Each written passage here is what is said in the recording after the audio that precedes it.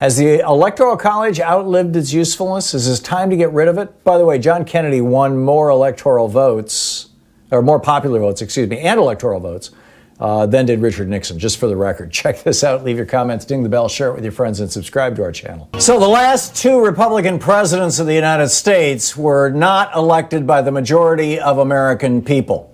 George W. Bush lost by 500,000 votes. Donald Trump lost by 3 million votes, yet both went on to serve in the White House. The National Popular Vote movement is trying to fix that, to basically move the Electoral College out of the way so that we can have small d democracy in America. NationalPopularVote.com is their website. But there are those who are suggesting that would be a mistake, that the Electoral College is how things should be. We should have Republican presidents who are elected by minorities of Americans. Professor Robert M. Hardaway is with us. He's a professor of law at the University of Denver's Sturm College of Law, teaches evidence and civil procedure and election law. He's also the author of numerous law review articles and books, including his latest, Saving the Electoral College, Why the National Popular Vote Would Undermine Democracy. You can tweet him at Sturm, S-T-U-R-M-C-O-L. Professor Hardaway, welcome to the program. Please make your case. Well, thank you very much.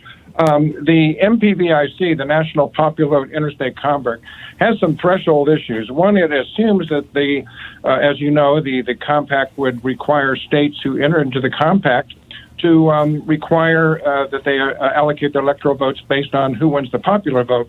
But of course, that is an illusion. There is no such thing as a popular vote. When people go into the voting booth, they don't vote for a candidate. They vote for an elector who says, I may or may not vote for the person that you want me to vote for in the Electoral College.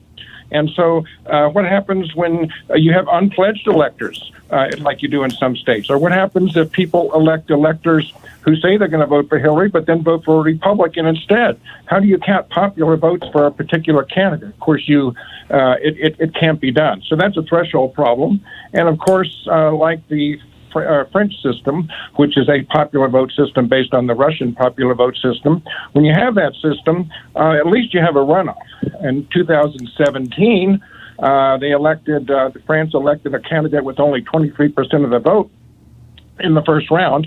And the voters in that country were so outraged by this popular vote system that resulted in a candidate being elected with 23% of the vote that over 1 million of them cast blank ballots. So that's just a threshold issue. It's a way to try to get around the Constitution in a way. But you really can't, because, of course, a lot of people have forgotten what they learned in 7th grade, which is that you cannot abrogate the one provision in the Constitution which cannot be abrogated by the normal amendment process is equal suffrage in the Senate.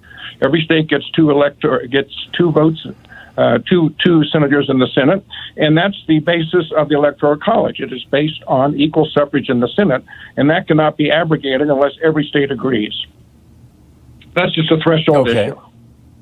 Okay, so if I'm understanding your argument correctly, you're saying that, number one, there's the problem with faithless electors. Number two, that this would be an effort to get around the Constitution.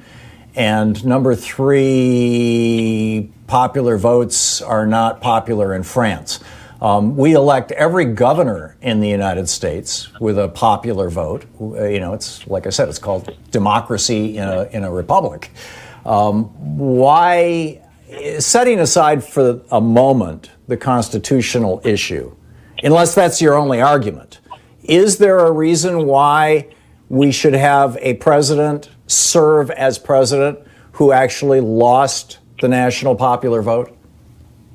Well, again, you forgot my fourth item there, which is there is no such thing. There is no such popular vote. But assuming you get around that problem, it was actually John F. Kennedy who in 1956, in his famous speech, some people have forgotten it, defended the Electoral College. At that time, Republicans were convinced that the Electoral College favored Democrats, and the New York Times reported that actually Kennedy had been elected by the Electoral College, but not by the popular vote, that Nixon had won the popular vote. And so it was in 1956, though, it was Kennedy who said, this Russian system, this so-called popular vote election, would greatly increase the likelihood of a minority president. It would break down the federal system. You're calling this the Russian system, and yet this is, when the Constitution was written, outside of the president and outside of senators, I guess, at the federal level. But the system that was set up, the American system, was when the majority of people vote for somebody, that's the person who serves. Why would you call that a Russian system? I don't get. How did democracy become the Russian system? I think the Russian system right now is if you're in Vladimir Putin's pocket or his oligarchs, you get to hold power, and if you're not, good luck, Charlie.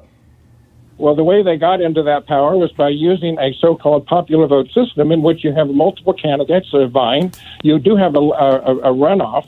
And in France, they have adopted that system, and you get somebody elected with as little as 23% of the vote.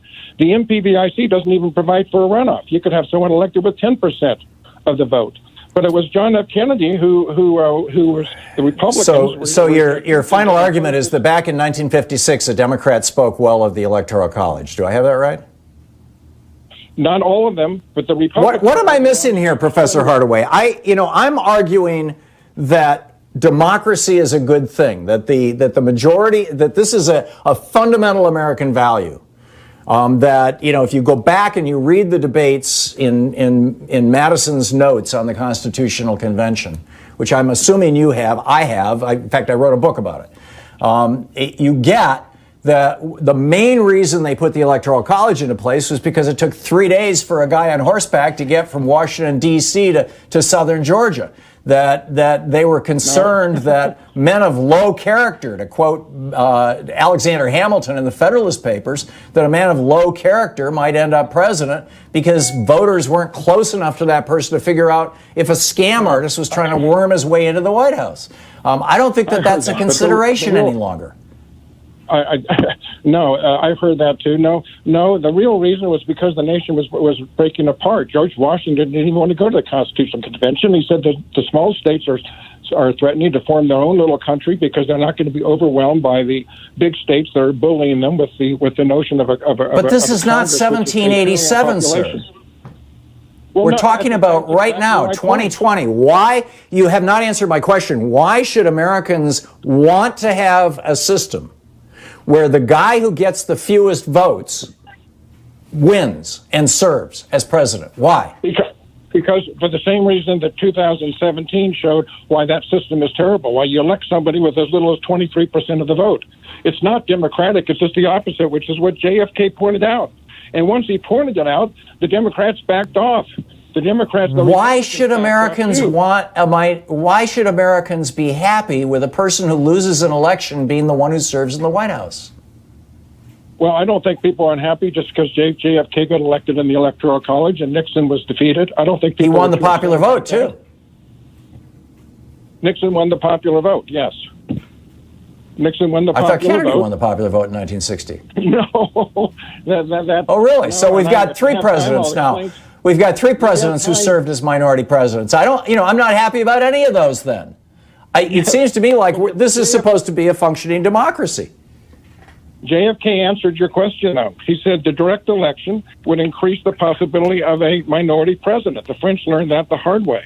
It would break down the federal system under which the states entered the Union, which provides a system of checks and balances that ensure in no area, and I underline area, or group shall obtain too much power. And he quoted Madison. So you're concerned that because Hillary Clinton got 3 million more votes than Donald Trump, we've got to check that Democratic Party power by putting Trump into power, even though he got fewer votes. They didn't. There were no popular votes. They voted for electors, and many of those electors didn't even vote for the person that they were pledged to vote for. Professor Hardaway, I guarantee you 99.9% of Americans who voted for the name Hillary Clinton or the name Donald Trump did not realize they were voting for an elector. You know that, I know that. That's a... but I'm sorry, we're out of time. Professor Robert Hardaway. It's based on that illusion. I got it. Okay. Well, thanks for dropping by, sir. It's a fascinating conversation. I appreciate you taking the time.